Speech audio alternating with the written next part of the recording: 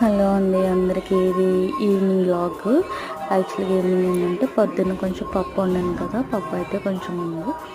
ఇంక ఈవినింగ్ అయితే చాయ్ పడాల్సిందే కదా, ఇంక ఈ చాయ్ నుంచి మళ్ళీ తప్పుకోవాలి. ఇవరకైతే చాలా ఈజీగా నేను ప్రెగ్నెన్సీ కోసం ట్రై చేసినప్పుడైతే చాలా ఈజీగా తప్పుకున్నాను. నేను ప్రెగ్నెన్సీ కోసం ట్రై చేసినప్పుడైతే ఎంచక్క డైట్లో ఉన్నప్పుడు అసలు టీ మీదకి వెళ్ళేదే కాదు. గ్రీన్ టీ, జీరా వాటర్ అవన్నీ తాగేదాన్ని.